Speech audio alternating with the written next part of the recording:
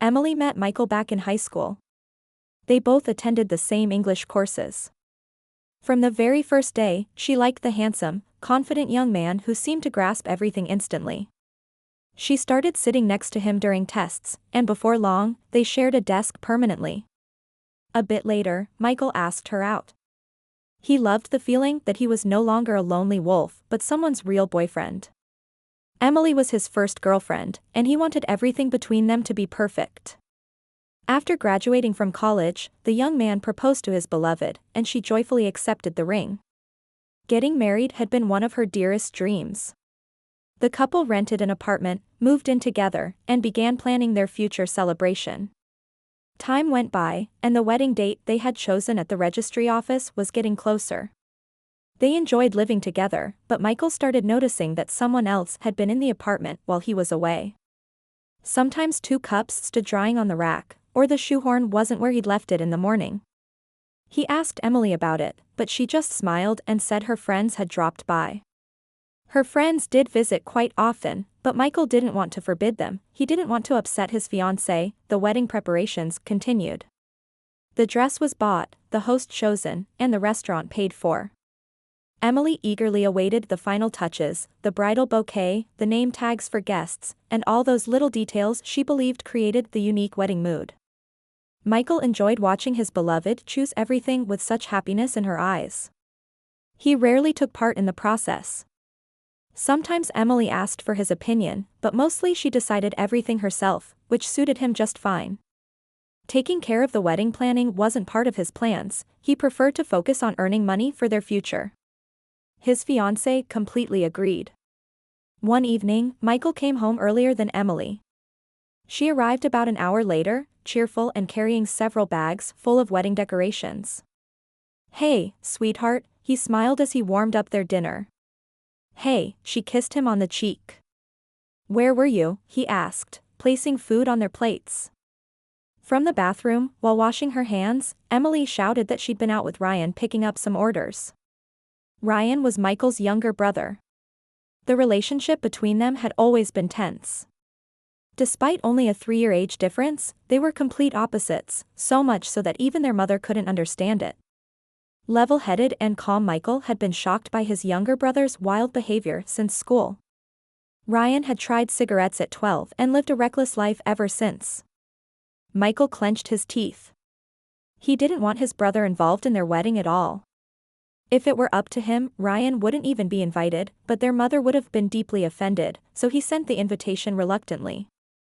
"Don't be mad again," Emily said, hugging him from behind. "He's your brother." She knew about the strained relationship between the 2 men and always tried to smooth things over during family gatherings. She wanted them to get along, but all her efforts had been in vain.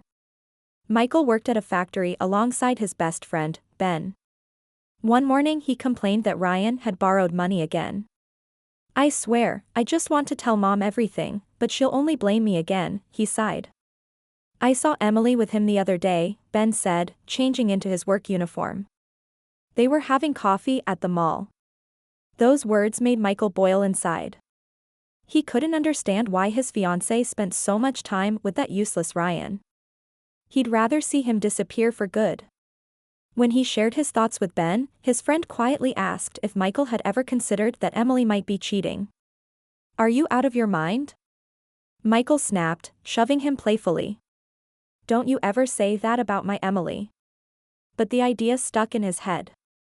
He began noticing how much time his fiancée really spent with his brother. Of course, Emily brushed it off with a laugh and reassured him, "Baby, come on. It's just convenient. Ryan has a car and helps me with wedding errands." "That's all," she smiled. The truth came out by accident. Afterward, Michael kept thinking about how long those 2 had been deceiving him while pretending nothing was going on. It was early spring.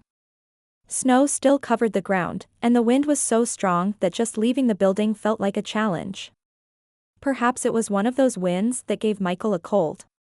He came to work feeling fine, but by lunchtime, his condition worsened, and he asked his boss to let him go home early. He had no idea what awaited him there. Ryan's car was parked outside their building. Michael's mood darkened instantly. The last thing he needed in his state was to see his brother's face. Grumbling, he took the elevator upstairs. In the hallway, he saw Ryan's shoes. On the kitchen table, an open box of chocolates and Emily's pack of cigarettes. The apartment was quiet.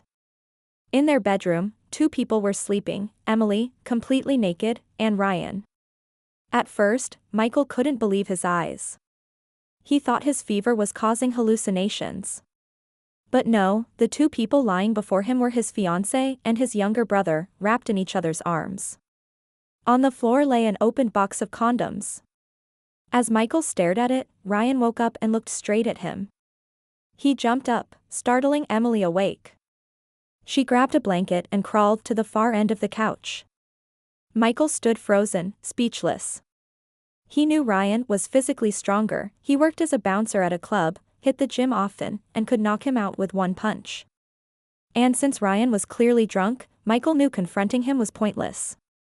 In their youth, he had even feared his brother when he came home reeking of alcohol after wild nights out. Emily sat in the corner, wrapped in the blanket, either crying or laughing, Michael couldn't tell. She seemed on the verge of hysteria. He stared at her, unable to comprehend how she could do this to him, how she could calmly plan their wedding while sleeping with his brother. Ryan tried to say something, to explain, but Michael raised a hand, signaling him to stop. He didn't want to hear a single word. The wedding was cancelled. Emily and Ryan ran off somewhere, and even their mother had no idea where they went. She blamed Michael for not being able to keep an eye on his fiancée. Offended, he cut off contact with her. Later, through mutual acquaintances, he heard that the runaway lovers had settled in the capital. But Ryan got involved in crime and ended up in prison. What happened to Emily, Michael didn't know, and didn't want to know. He was still so furious that, deep down, he even felt a bitter satisfaction that their lives had fallen apart. He believed fate had punished them for the pain they caused him. That's the story. Share in the comments what you think about this situation and the character's behavior. And thank you for listening till the end. Don't forget to subscribe to Stories for You. Take care.